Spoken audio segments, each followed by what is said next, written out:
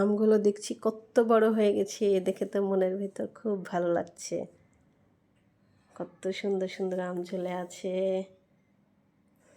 তা আবার লাল রঙের। আজকে আপনাদের আম চুরির গল্প শোনাবো।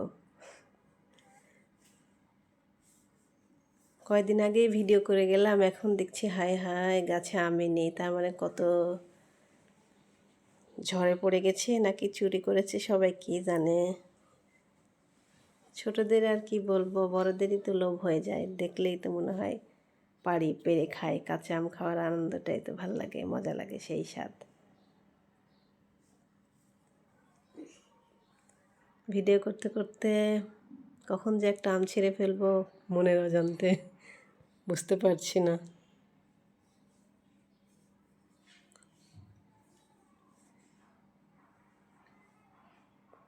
গাছে আম নাই, প্রায় সবই শেষ।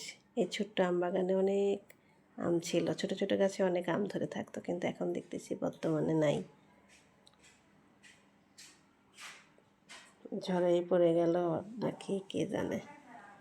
এত বড় বড় হয় এই আমগুলো, মিষ্টি সুস্বাদু, কিন্তু বড় আর হতে পারলো না। আমারও খুব লোভ হচ্ছে, আমিও একটা ছিঁড়ে ফেললাম। সেই জন্য বললাম না, ছোটদের আর কি বলবো, বড়দেরই লোভ সামলানো মুশকিল। ছোটদের আর কি বলবো। কাঁচা আম খেতে আসলে খুব মজা লাগে।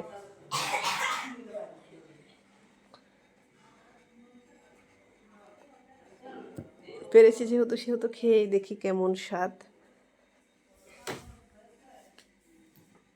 এর আগেও খেয়েছি, ঝরে পড়েছে সেটা খেয়েছি। আজকে গাছে থেকে আম পেড়ে খাওয়ার আনন্দটা আলাদা। গাছে আমই নেই, মনটা খুব খারাপ হয়ে গেছে। আমিও একটা পারলাম।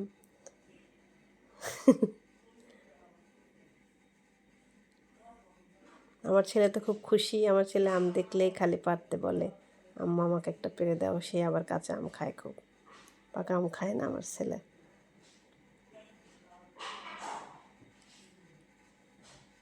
খেয়ে দেখি এত মজা, খুবই মিষ্টি। সেই জন্যই তো সবাই পারে পারে খায়, বুঝতে পারলাম। গ্রামে গেলে কত আম, নিজেদের কাছে কত আম আছে, সে আমি আবার অন্যের গাছের আম ছিঁড়ে খাচ্ছি।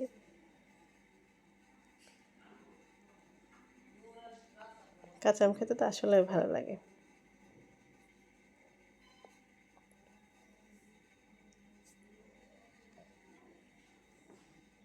ছোট্ট ছোট্ট গাছে অনেক আম।